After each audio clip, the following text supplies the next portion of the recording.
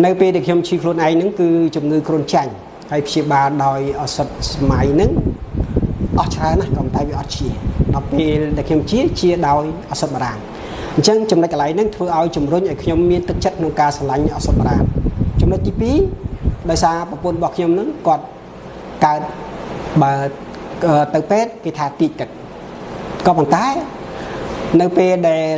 យើងទៅរកគ្រូមើលថាគេធ្វើបាទដល់អញ្ចឹងទៅ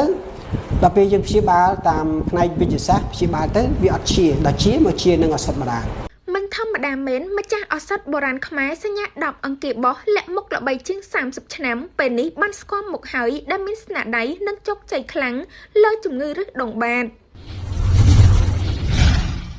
ពេលនេះបានជួបដោយផ្ទាល់ហើយជួបម្ចាស់ឱសថបុរាណខ្មែរសញ្ញា10អង្គាបោះដែលល្បីតគ្នាជាង30ឆ្នាំ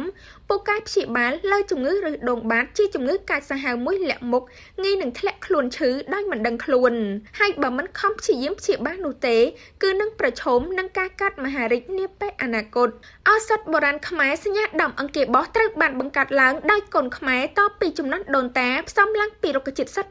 100% ដោយមានការទទួលស្គាល់ពីច្បាប់ជាតិត្រឹមត្រូវដែលពូកែនិងមានប្រសិទ្ធភាពល្អបំផុតជួយបំបត្តិរាល់បញ្ហាជំងឺរឹសដងបាតទាំងកម្រិតទាបនិងកម្រិតធ្ងន់ហើយអ្នកមានជំងឺរាប់ពាន់ម៉ឺននាក់នៅកម្ពុជាហើយបានព្យាបាលដោយជោគជ័យឲ្យមានសុខភាពល្អប្រសើរឡើងវិញ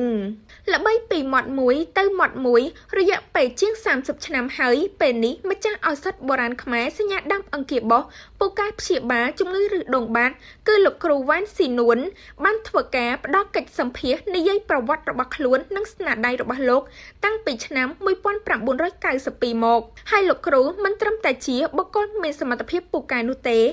បច្ចុប្បន្ននេះលោកគ្រូក៏ជាប្រធានសមាគមគ្រូឱសថបុរាណខ្មែរដែលដឹកនាំនិងបង្រៀនកូនខ្មែររាប់រយនាក់ផងដែរលោកគ្រូវ៉ាន់ស៊ីនួនបានឲ្យដឹងថាខ្ញុំបាទវ៉ាន់ស៊ីនួនជាគ្រូវិទ្យាសាស្ត្របុរាណដែលមានឆ្លាតយីហោសញ្ញា10អង្គាបោះបច្ចុប្បន្ននេះខ្ញុំជាប្រធានសមាគមគ្រូឱសថបុរាណកម្ពុជាមុននឹងឆ្លើយនៅសំណួរបងអូនខ្ញុំជម្រាបជូនអំពីប្រវត្តិដែលខ្ញុំខ្លាយខ្លួនជាគ្រូឱសថបារាំងដើមឡើយខ្ញុំមិនមានស្រឡាញ់ទៅលើវិស័យឱសថបារាំងនេះទេក៏ប៉ុន្តែកើតឡើងពីការឈឺខ្លួនឯងនៅពេលដែលខ្ញុំឈឺខ្លួនឯងហ្នឹងគឺជំងឺគ្រុនចាញ់ហើយព្យាបាលដោយឱសថស្មៃហ្នឹងអស់ច្រើនណាស់ក៏តែវាអត់ជាដល់ពេលដែលខ្ញុំជាដោយឱសថបារាំងអញ្ចឹងចំណុចកន្លែងហ្នឹងធ្វើឲ្យជំរុញឲ្យខ្ញុំមានទឹកចិត្តក្នុងការស្រឡាញ់ឱសថបារាំងចំណុចទី2ដោយសារប្រពន្ធរបស់ខ្ញុំហ្នឹងគាត់កើតបើទៅពេទ្យគេថាតិចទឹកក៏ប៉ុន្តែ